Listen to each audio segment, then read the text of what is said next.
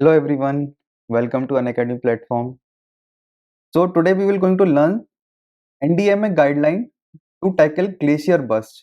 अभी जो glacier burst हमने रिसेंटली देखा है उत्तराखंड रीजन में चामोली डिस्ट्रिक्ट में, तो उसके रिगार्डिंग पहले से ही एनडीएमए ने गाइडलाइंस जारी किए थे कि देयर आर सर्टेन ग्लेशियर्स जिनकी हालत अभी ठीक नहीं है, तो उनके मेजर्स क्या क्या लेने पड़ेंगे अगर ये त्रासदी आती है तो इसके बारे में आज हमें जानना है कि ये एनडीएमए होता क्या है और एनडीएमए की गाइडलाइंस क्या थी। ये हमारे डिजास्टर मैनेजमेंट का जो टॉपिक है उसमें काफी ज्यादा रोल प्ले करता है और डिजास्टर मैनेजमेंट जीएस पेपर 3 में आपके लिए काफी अच्छे से ये कवर करेगा ये टॉपिक। तो ये अभी पूरे एक बार पढ़ के चलना है और इसमें जो भी गाइडलाइंस होती हैं तो गाइडलाइंस में क्या क्या चीजें होती हैं जिसमें ह्यूमन फैक्टर, एंथ्रोपोजेनिक फैक्टर्स, ये सारी चीजों को हमें ध्यान रखना है। तो ये सारी चीजों को हम पढ़ते हुए चलेंगे। Before this, I would like to introduce Unacademy platform. Unacademy is India's largest education platform, providing education to lakhs of students, in which you will going to get daily live classes, live test and quiz, unlimited access to the classes, and structured course. 100 plus top educators आपको Unacademy platform पे मिलते हैं। आप इस app को Google play store and Apple play store से भी download कर सकते हैं। My name is Tarakeshwar Jain. I am teaching you PSIR optional plus current affair. This is my achievements and this is my qualifications and here you can download the Telegram, और आप Telegram से PDF मेरी ले सकते हैं। कॉम्प्रहेंसिव सिलेबस अनअकैडमी में provide होता है। Comprehensive syllabus for UPSC CSC, everything you will going to get here. Unacademy में प्लस एंड आइकॉनिक दो प्लान होते हैं। तो if you want to purchase anything तो you just have to apply code TJLIV and you can get the 10% discount here. और iconic में भी यही होता है। तो आइकॉनिक की जो प्रक्रिया है और आइकॉनिक में जो आपको फैसिलिटीज मिलती हैं वो फैसिलिटीज प्लस से 4 गुना ज्यादा होती हैं। तो अगर आप चाहते हैं कि आपको पूरा यूपीएससी की तैयारी करनी है तो 1 ईयर, 2 ईयर और 6 मंथ्स के प्रोग्राम में आप कर सकते हैं। Unacademy combat is going on. 14 से 28 फरवरी तक अनअकैडमी का टाइमिंग है 11 बजे। तो आपको यहाँ पे कोड अप्लाई करना है TJLIV एंड इसके बाद ये कॉम्बैट को ज्वाइन करना है। कॉम्बैट को ज्वाइन करके आपको एक फील आएगा कि आपके लिए क्या किस तरीके के क्वेश्चन पूछे जाते हैं यूपीएससी सीएससी प्रीलिम्स एग्जामिनेशन में। अनअकैडमी में अगर आप वो कॉम्बैट को अटेंड करते हैं तो कॉम्बैट में अगर दोस्त who will get the winning price, जो जिनकी भी रैंक अंडर 500 आती है, तो they will going to get certain kind of descriptions, certain kind of discount, certain kind of complimentary Unacademy plus subscriptions. Unacademy में 1 year, 2 year and 6 months NCERT batches भी हैं जो 12 फरवरी से शुरू किए जा रहे हैं। दोस्त हु वांट टू लर्न, दोस्त who want to purchase, then they can purchase it by applying the code TJLIV। अगर आप कंबाइंड कोर्स लेना चाहते हैं जीएस प्लस ऑप्शनल का तो वो भी आप ले सकते हैं और वो कंबाइंड कोर्स आपको 88,705 में पड़ता है and after that you can gate 10% discount here. तो TJLIV आपको कोड यहाँ पे अप्लाई करना है। प्लस सब्सक्रिप्शन प्लान में भी यही है, तो सेम आपको अप्लाई करके आगे बढ़ना है। आज बहुत अच्छे से हमें पढ़ना है कि होता क्या है पूरा ग्लेशियर। ग्लेशियर के सबसे पहले हम डेफिनेशन देखेंगे। तो देखिए, glaciers made up of fallen snow, जो अपना हर साल स्नोफॉल होती है जिसको हम मनाली में और लद्दाख रीजन में या फिर हम कहीं पे भी ये जो स्नोफॉल देखते हैं, तो over many years compresses into large thickened ice masses. तो आपको ये जो स्नोफॉल मिलता है हिमालयन रीजन में, आपको स्नोफॉल मिलता है मनाली में, आपको मिलता है सियाचिन ग्लेशियर्स में। तो ये ग्लेशियर्स बनते कैसे हैं? तो जब स्नोफॉल होता है तो स्नोफॉल होने के बाद वो जम जाता है, और वो जब जमता है तो स्नो रिमेन्स जो होता है एक लोकेशन पे काफी समय रहने के बाद तो वो बदल जाता है आइस में। और जब आइस में बदलता है तो वो थिक आइस बन जाती हैं बड़े बड़े, उसको हम बोलते हैं ग्लेशियर्स।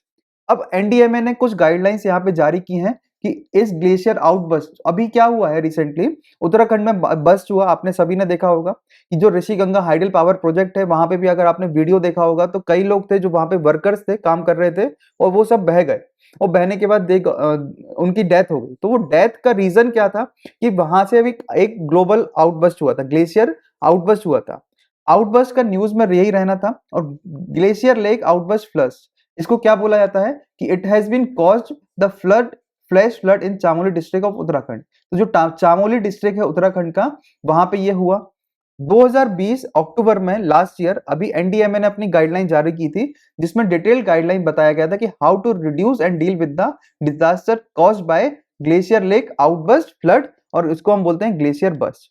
अब ये जो गाइडलाइन थी वो हमें सजेस्ट क्या करता है? ऑब्वियसली अगर हमें कोई एनडीएमए गाइडलाइन निकाल रहा है, सबसे पहले जानो कि एनडीएमए की जो गाइडलाइंस होती हैं वो हमें आपदा के समय, चाहे वो फ्लड आ रहा हो या फिर ड्रॉट हो, तो वो सारी चीजों में, या फिर अर्थक्वेक है, वोल्केनो इरप्शन है, कोई भी चीज होगी तो NDMA is the one who will going to play a lead role. तो यहाँ पे लीड रोल कौन प्ले करेगा? एनडीएमए प्ले करता है।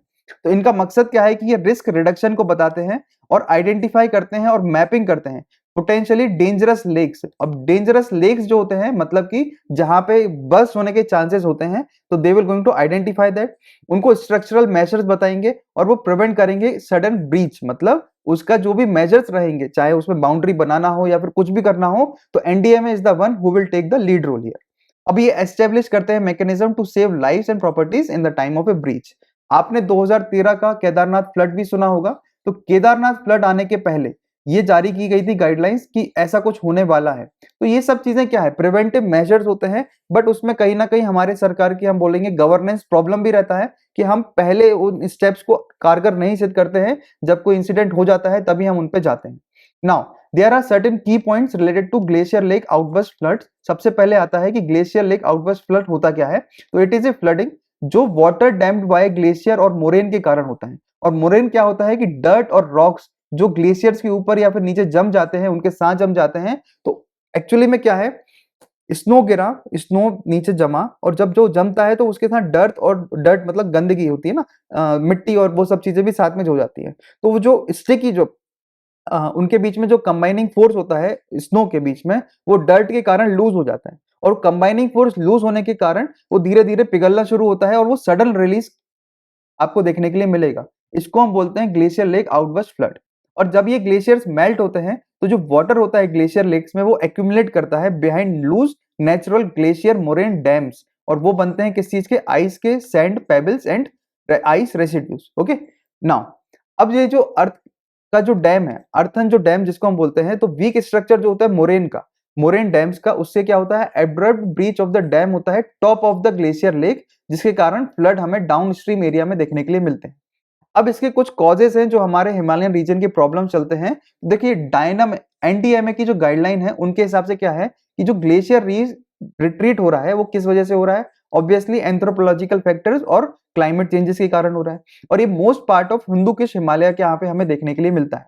And it has given rise to the formation of numerous new glacier lakes, जिसके कारण हमें major cause of glacier lake outburst floods हमें देखने के लिए मिलते हैं। तो these are the causes. Now glacier lakes के बारे में अगर हम पर्टिकुलरली पढ़ते हैं तो ग्लेशियर लेक्स कई टाइप के होते हैं, ठीक है। एंड टिपिकली ये फुट ऑफ द ग्लेशियर्स पे हमें देखने के लिए मिलते हैं। और जब ऊपर नीचे जब ये ग्लेशियर लेक्स, अगर हम मूव एंड फ्लो की बात करते हैं, तो वो सॉइल को इरोड करते हैं। सेडिमेंट जो होता है, कचड़ा जिसको हम बोलते हैं, या फिर रेत गिट्टी जो भी चीजें होती हैं उनके आजू बाजू, उन सबको वो इरोड करके चला जाता है और वो डिप्रेशन मतलब एक गड्ढा टाइप का वो बना लेता है and grows on the land में। तो लैंड में क्या होगा, एक गड्ढा बन जाता है, और फिर वो ग्लेशियर से पानी बाहर आने लगता है, और सडन पानी को बाहर आना और उसका बाहर चले जाना, उसको हम बोलते हैं ग्लेशियर लेक्स।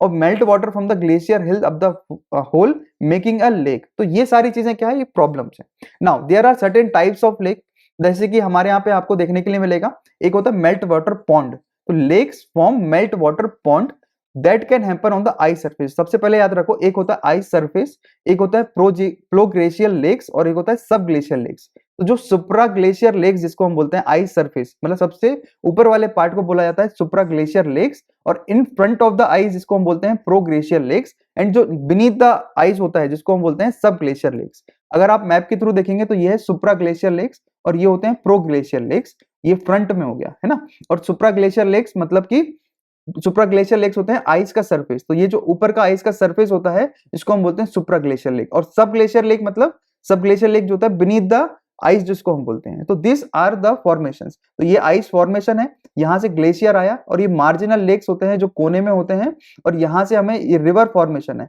आपको ये रिवर फॉर्मेशन क्यों होता है, क्योंकि यहाँ पे डिप्रेशन क्रिएट होता है और ये यहाँ से इस तरीके से रिवर जो है वो जाके पहुंचती है, और यहाँ से पूरा एक ड्रेनेज एरिया शुरू होता है। तो ये पूरा बहुत अच्छी तरीके से बनाया गया मैप है। Now what are the impacts. देखो ग्लेशियर लेक इफेक्ट करता है आइस फ्लो को बाय रिड्यूसिंग फ्रिक्शन। जो ग्लेशियर लेक्स हैं वो रिड्यूस करता है फ्रिक्शन को आइस बेड इंटरफेस में, जो एनकरेज करते हैं बेसल स्लाइडिंग। मतलब कि ग्लेशियर लेक्स जो है वो इफेक्ट करता है आइस के फ्लो के लिए। मतलब एक बार जब ऊपर जम गया तो वो जमता ही चला जाता है, तो वो फ्लो नहीं हो पाता आइस का, वो जमा रहता है, और वो एकदम से क्या होता है, जो एल्बिडो होता है उसको चेंज करता है। And what is this albedo. तो आपने सुना होगा कि जब सन की रोशनी यहाँ पे आती है तो सर्टेन हर एक चीज का एल्बिडो कम या ज्यादा होता है। सन की रोशनी जब आई तो उसने कितना ज्यादा इंपैक्ट किया, एब्जॉर्ब किया उस लेक मतलब उस स्नो ने, और कितनी सारी रोशनी वापस चली गई, उसको हम बोलते हैं एल्बिडो। तो they can change the albedo of the ice surface, encourage करते हैं मोर सरफेस मेल्ट। तो जितना ज्यादा सरफेस में मेल्ट होता है उसको वो बढ़ाता जाता है। अब जो प्रो ग्लेशियर लेक्स हैं वो क्या करता है, वो काल्विंग क्रिएट करता है, मतलब कि मास बैलेंस को अफेक्ट करता है और डीकपल करता है माउंटेन ग्लेशियर्स को क्लाइमेट से। मतलब कि प्रो ग्लेशियर लेक जो होते हैं फ्रंट ऑफ द ग्लेस जिसको हम बोलते हैं, वो काल्विंग क्रिएट करता है और वो मास बैलेंस एंड डीकपल करता है माउंटेन ग्लेशियर्स को क्लाइमेट से। अब ग्लेशियर लेक्स क्या होते हैं, obviously they are hazardous, moraine, ice dams, ये सब चीजों को वो प्रॉब्लम क्रिएट करता है। Catastrophic glaciers, lake outburst, flood और जोकोल लॉब्स बोलते हैं हम उसको, ठीक है। अब there are increasing in the number of glacier lakes. अब आज के टाइम में जो ग्लेशियर लेक्स हैं वो बढ़ते जा रहे हैं। तो रिसेंट स्टडी हुआ, so there has been a rapid increase in the number of glacier lakes due to retreats in the glaciers caused by warming temperatures, global warming की वजह से, और large scale flooding and destructions को वो create करते हैं। और ये हमने एग्जांपल देखा था कहां पे, केदारनाथ ट्रेजेडी 2013, और इसमें इवॉल्व हुए थे breach in large scale glaciers. इसमें एक स्टडी हुआ था सेंट्रल वाटर कमीशन का, एंड सेंट्रल वाटर कमीशन ने 2011-12 में 11 से लेके 15 में एक स्टडी किया था, जिसमें उन्होंने पाया कि इतने जो लेक्स हैं और वाटर बॉडीज हैं Indus, Ganga and Brahmaputra basins में, जो अभी तक क्या है, ग्लेशियर लेक्स बन चुके हैं, ठीक है। तो एनडीएमए क्या होता है नाउ, अभी तक जो हमने पढ़ा था वो क्या था, नॉर्मली क्यों वो प्रक्रिया हो रही थी, और GLOF glacier lake outburst flood क्या होता है, और उसमें प्लो ग्लेशियर लेक, सब ग्लेशियर लेक और सुप्रा ग्लेशियर लेक्स के बारे में हमने पढ़ा। नाउ एनडीएमए क्या है, तो एनडीएमए डिजास्टर मैनेजमेंट एक्ट के तहत एक हमारे यहाँ पे एक अथॉरिटी बनाई गई थी, जिस अथॉरिटी को हमने एक स्टैट्यूटरी बॉडी का दर्जा दिया था, स्टैट्यूटरी बॉडी का दर्जा दिया था for the disaster management control in the country. Mandate क्या होता है, तो इसका मैंडेट मतलब इसका पर्पस क्या है, कोऑर्डिनेट करना नेचुरल और मैनमेड डिजास्टर्स के लिए, कैपेसिटी बिल्डिंग को फंक्शन कराना, डिजास्टर रेसिलियंस करना और क्राइसिस रेस्पॉन्सेज को देखना। चाहे केदारनाथ की आपको बाढ़ देखने को मिलेगा या फिर फानी साइक्लोन मिलेगा, कोई भी चीज आपको, साइक्लोन होगा, टाइफून होगा, या कोई भी चीजें होंगी, उन सब चीजों को कौन कोऑर्डिनेट करता है, चाहे वो कोस्टल एरियाज हो या फिर हिमालयन रीजन हो या फिर इनसाइड फ्लड्स हो, वो सब चीजों को गाइडलाइन या फिर टैकल करते हैं एनडीएमए की गाइडलाइंस या फिर NDMA, national disaster management authority. It is a apex body जो पॉलिसी डिसाइड करते हैं, प्लान करते हैं और गाइडलाइन करते हैं डिजास्टर मैनेजमेंट को एंश्योर करने के लिए इफेक्टिव मैनर्स में। अब इसका ऑर्गेनाइजेशनल स्ट्रक्चर क्या है, तो देखो सबसे पहले जानो कि एनडीएमए की एक्स ऑफिशियो चेयरमैन होता है हमारा प्रधानमंत्री। तो हमारे प्रधानमंत्री एनडीएमए के क्या होंगे, एक्स ऑफिशियो चेयरमैन होंगे, और जो कैबिनेट मिनिस्टर्स होते हैं वो उनके वाइस चेयरमैन होते हैं, मतलब कैबिनेट मिनिस्टर्स उसके वाइस चेयरमैन होंगे। एंड एनडीएमए के जो सेक्रेटेरिएट होते हैं, it is headed by secretariat responsible for providing secretarial support and continuity. And इसके अलावा एनडीएमए में 8 मिनिस्टर ऑफ स्टेट्स भी इंक्लूड किए जाते हैं। तो आपको ये क्वेश्चन नहीं पूछेंगे कि कितने मेंबर कितने नहीं मेंबर होते हैं, बस इतना जानना है अपन को कि प्रधानमंत्री इसका एक्स ऑफिशियो चेयरपर्सन होता है और वाइस चेयरमैन हमारे कैबिनेट मिनिस्टर होते हैं। कैबिनेट मिनिस्टर में कौन सा मिनिस्टर होगा वो अभी डिसाइडेड नहीं है इसमें। Now what are the stages of the disaster management. अब ये जो डिजास्टर मैनेजमेंट एनडीए में देखता है तो उसके सर्टेन स्टेजेस होते हैं। सबसे पहले होता है प्रिवेंशन, मतलब होने से पहले ही रोक देना, देन मिटिगेशन, देन उसके बारे में प्रिपेयर करना, रेस्पॉन्स करना, रिकवरी करना, और जो भी चीजें टूटी हैं या खराब हुई हैं उन सब का रिकंस्ट्रक्शन करना। ये एनडीएमए या फिर डिजास्टर मैनेजमेंट के सर्टेन कैटेगरीज आपको देखने के लिए मिलते हैं। गाइडलाइंस क्या है रिस्क रिडक्शन के, that we have to see. तो guidelines, certain guidelines are there. सबसे पहले आइडेंटिफाई करना डेंजरस लेक्स के लिए, ऑब्वियसली सबसे पहले आप उनको आइडेंटिफाई करोगे, उनका रिकॉर्ड होना चाहिए, ऑब्जर्वेशंस होना चाहिए, पास इवेंट्स क्या रह चुके हैं, जियोमॉर्फोलॉजिकल जियोटेक्निकल जो इवेंट्स रह चुके हैं लेक्स के, वो हमें देखना है सराउंडिंग एरियाज में। सेकंड, यूज ऑफ टेक्नोलॉजी करना है, मतलब promoting use of synthetic aperture radar imaginary, मतलब रडार के थ्रू हमें टेक्नोलॉजी के यूज करने के थ्रू ऑटोमेटिकली हमें डिटेक्ट करना है कि कहाँ पे वाटर बॉडीज का फ्लो ज्यादा हो रहा है, कहाँ पे वाटर बॉडीज का एरिया का जो फ्लोइंग एरिया है वो चेंज हो रहा है, that we have to identify. Methods and protocol could be develop to allow remote monitoring lake bodies from space. तो ये स्पेस से जो भी सैटेलाइट इमेजनरी होती हैं that play a very important role. तो सेकंड चीज आता है टेक्नोलॉजी, पहला आता है कि आइडेंटिफाई करना, सेकंड एक टेक्नोलॉजी, थर्ड करना है चैनलिंग पोटेंशियल फ्लड्स, मतलब कि लेक्स जो स्ट्रक्चरली मैनेज किए जाते हैं तो एनडीएमए क्या करेगा, उसको रिकमेंड करेगा, रिड्यूस करेगा volume of water with matter such as control करना ब्रीचिंग को, पंपिंग, साइफनिंग आउट वाटर, मतलब जो भी खराब पानी, अच्छा पानी, एक्स्ट्रा पानी, उन सबको बाहर निकालना, कम करना, एक सही मात्रा में करना, ये सब चीजों को पोटेंशियल फ्लड को चैनल करना है। Uniform code for construction activities आती हैं, जिसमें इंफ्रास्ट्रक्चर का डेवलपमेंट, आज आपने देखा होगा कि ये जो डैम बना है, हाइडल पावर प्रोजेक्ट बनाया गया है वहां पे, उसके कई सारे चिपको मूवमेंट चमोली डिस्ट्रिक्ट में ही चलाया गया था। अगर आपको पता हो तो चिपको मूवमेंट एक ऐसा मूवमेंट है जिसको पेड़ की रक्षा करने के लिए सारे लोग उस गांव के एरिया के पेड़ से चिपक गए थे, और ये मूवमेंट 1975 के थ्रू उस टाइम पे चलाया गया था, और ये मूवमेंट काफी ज्यादा फेमस हुआ था चमोली डिस्ट्रिक्ट में, और उन्होंने ही इस हाइडल पावर प्रोजेक्ट को रोक लगाने की बात करी थी, क्योंकि जितना भी वो लोग प्रोजेक्ट में काम कर रहे थे, चाहे उसमें अर्थ डायनामाइट से उस एरिया को फोड़ना हो, उस एरिया में रिकंस्ट्रक्शन करना हो, तो चिपको मूवमेंट के जो भी लोग थे, उस गांव के लोग थे, उन्होंने कई बार हाई कोर्ट में वार्निंग दिया था कि ऐसी चीजों को करने से अर्थक्वेक जैसे सिनेरियोस हमें फेस करने को देखने को मिले थे, और इकोलॉजिकल जो डिस्ट्रक्शन है काफी ज्यादा वहां पे हुआ था। तो uniform code for construction activities we have seen there, and there is a need to accept procedure for land use planning in global glacier lake outburst flood prone areas. Early warning system EWS जिसको हम बोलते हैं, तो EWS एक small global scale का एक implementation हमें चलना जरूरी है। और हिमालयन रीजन में अगर हम बात करेंगे, there are at least 3 reported instances, 2 in Nepal, 1 in China, जहां पे sensor and monitory based technical system जो है अर्ली वार्निंग सिस्टम लगाने की बात हो रही है और लगा चुके हैं वहां पे। ट्रेनिंग लोकल मैन पावर ये बहुत ही ज्यादा रोल प्ले करता है, चाहे आईटीबीपी के जवान होते हैं हमारे, या फिर एनडीएमए की जो नेशनल डिजास्टर रिस्पांस फोर्स होती है, एनडीएमए के पास एनहेंस करने का, लोकल मैन पावर को ट्रेन करने का एक पूरा एक ट्रेनिंग सेशन भी कई सारे चलाए जाते हैं। And it has been observe that कि जो 80% सर्च एंड रेस्क्यू ऑपरेशंस होते हैं वो लोकल कम्युनिटी के द्वारा ही चलाए जाते हैं बिफोर द इंटरवेंशन, मतलब उनके आने से पहले, एनडीएमए एनडीआरएफ के आने से पहले ही 80% तक जो उनका बचाव दल का कार्यक्रम है वो लोकल कम्युनिटी ही चलाती है। तो लोकल कम्युनिटी को एम्पावर करना बहुत ही जरूरी यहाँ पे रोल होता है। Local team could assist in planning, setting up emergency shelters, distribute करते हैं relief packages and certain kind of remuneratives, जो भी सारी प्रॉब्लम्स होती हैं उन सबको वो देखते हैं। तो local play will play very important role. Then there is a comprehensive alarm system also. तो बिसाइड क्लासिकल अलार्मिंग इंफ्रास्ट्रक्चर, मतलब एक जो होता है क्लासिकल इंफ्रास्ट्रक्चर होता है जिसमें हम एकॉस्टिक अलार्म्स बजाते हैं, सायरन होता है, मॉडर्न कम्युनिकेशन टेक्नोलॉजीज जैसे कि सेल, स्मार्टफोन में मैसेज भेजना, ये सब चीजें बहुत ही ज्यादा रोल प्ले अभी करते हैं, मगर इन सब के लिए वहां पे नेटवर्क की सुविधाएं अच्छी होनी चाहिए। तो this is the topic related to glacier lake outburst floods. ये हमारा डिजास्टर मैनेजमेंट का एक टॉपिक है। आपको डिजास्टर मैनेजमेंट में हर साल 1 से 2 क्वेश्चन जरूर देखने के लिए मिलेंगे, क्योंकि हमारे ये मेंस के जीएस पेपर 3 में ये आता है। जीएस पेपर 3 में ये जितना रोल प्ले करता है, guaranteed this you will going to write in your examination. और प्रीलिम्स एग्जामिनेशन के हिसाब से एनडीएमए की जो एक्स ऑफिशियो चेयरमैन होते हैं, वाइस चेयरमैन होते हैं, उन सब के बारे में जानना जरूरी है। सब glacier lake, supra glacier lake, pro glacier lake, ये क्या होते हैं ये भी हमें जानना जरूरी है प्रीलिम्स पॉइंट ऑफ व्यू से। So thank you for listening this topic.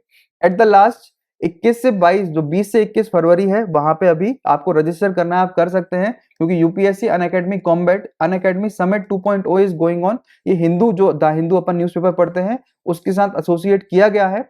ये इसमें आपके लिए ये सारे स्पीकर देखने को मिलते हैं, बहुत बड़े बड़े लोग हैं यहाँ पे। सत्यार्थी, कैलाश सत्यार्थी जी हैं, आपके लिए अशोक खेमका दिखते हैं, आपके लिए दुर्गा शक्ति नागपाल दिखती हैं, आपके लिए पी चिदम्बरम, सभी लोग आपके लिए बहुत बड़े बड़े पर्सनालिटीज हैं। तो thank you so much for listening this topic. I will bring more topic related to this. At the end, TJLIV is my code. You can avail 10% discount here. And Tarkeshwar Jain PSIR is my Telegram channel. Please like, share and subscribe करते रहो, जिससे कि मैं आपके लिए ये videos आगे तक लेके आऊं। Thank you so much.